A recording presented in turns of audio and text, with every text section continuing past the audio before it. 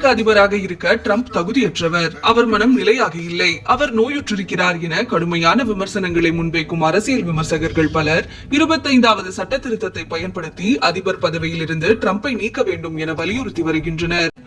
உண்மையில் ட்ரம்பின் உடல் நலம் மோசமாக இருக்கிறதா? ஈரானுடனான போர் விவகாரத்தில் அடுத்தடுத்து சர்ச்சைக்குரிய வகையிலேயே பேசி வருகிறார் அமெரிக்க அதிபர் டொனால்டு ட்ரம்ப்.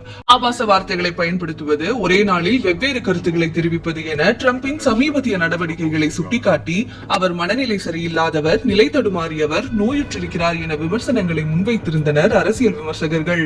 குழப்பமான செயல்பாடுகளால் சொந்த கட்சியினர் மத்தியிலேயே எதிர்ப்புகளை சம்பாதித்து வருகிறார் அதிபர் ட்ரம்ப். அமைச்சரவையோ அல்லது துணை அதிபரோ நடவடிக்கை எடுக்க வேண்டும் என கோரிக்கை விடுத்துள்ளனர். 25வது சட்ட திருத்தம் மூலம் அவரை ஆட்சியிலிருந்து அகற்ற முயன்று வருகிறது ஜனநாயக கட்சி.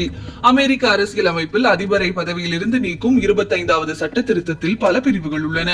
அதில் குறிப்பாக 4வது பிரிவின் மூலம் ஒரு அதிபர் தனது பதவியின் அதிகாரங்களையும் கடமைகளையும் நிறைவேற்ற இயலாத நிலையில் இருந்தால் அவரது விருப்பமின்றி அவரை பதவியில் இருந்து நீக்குவதற்கு அதிகாரம் உள்ளது.